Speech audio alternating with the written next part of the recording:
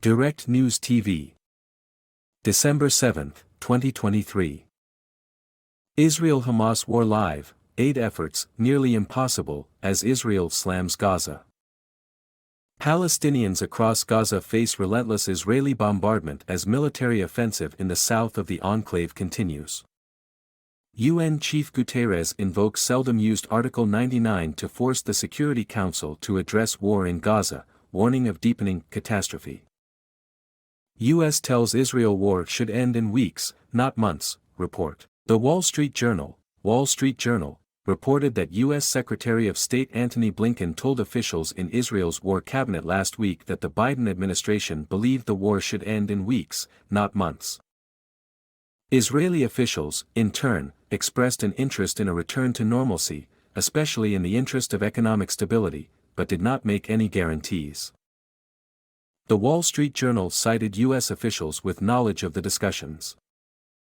"You are lucky if you've only lost one person," Gaza resident Hossam Wael Abu Shamala told Al Jazeera that he has lost 120 members of his family since the war began. Despite having lived through 4 wars with Israel already, he said, combined, they're all nothing compared to what the besieged Strip is going through now. The amount of massacres, ethnic cleansing and displacing people multiple times. If we look at the statistics, we are already past the number of the Nakba, he said, referring to the mass displacement of Palestinians during the 1948 Arab-Israeli War, known as the catastrophe. We are at the point that it's quite impossible to find someone that hasn't lost anyone, whether from his family, friends, relatives, or someone from work or school.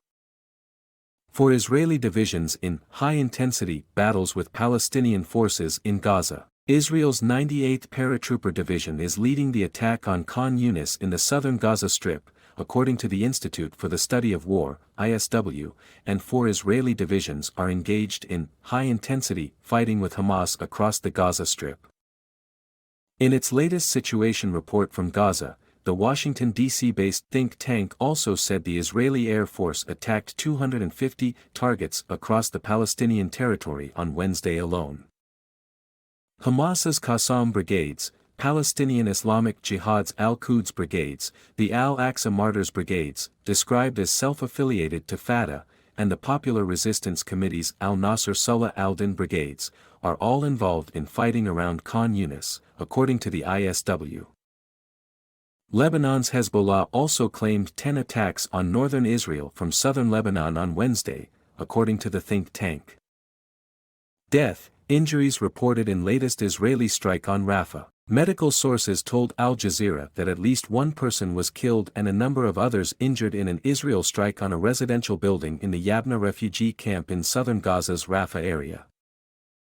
Though declared a so-called safe zone, Rafah is one of the cities in the southern Gaza Strip that has experienced intense bombardment in recent days, as Israel widened its ground military operation since the end of the truce a week ago.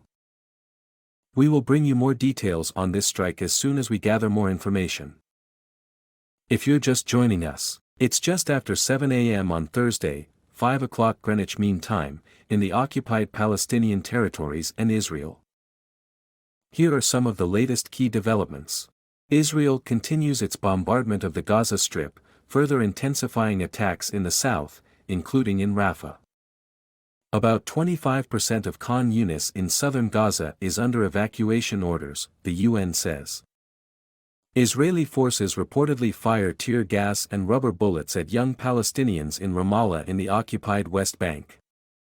UN Security Council members consider a draft ceasefire resolution after the UN Secretary-General urged them to act by invoking Article 99.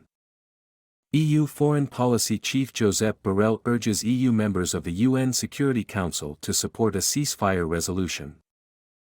Israeli military announces deaths of 2 more soldiers. The Israeli military has said that 2 more soldiers have been killed in fighting in Gaza, while 4 more were seriously injured. One of the soldiers was killed during fighting on Wednesday, while the other was injured in combat on Tuesday and succumbed to his wounds the following day. Both were 22 years old. The UN has reported that 88 Israeli soldiers have been killed since the start of the ground invasion of Gaza, citing official Israeli sources. It is not known if the latest deaths are included in that total. Killing by the dozens, Kamal Adwan Hospital, flooded with patients. The Kamal Adwan Hospital in Jabalia offered refuge to thousands of displaced Palestinians seeking shelter from intense fighting in northern Gaza.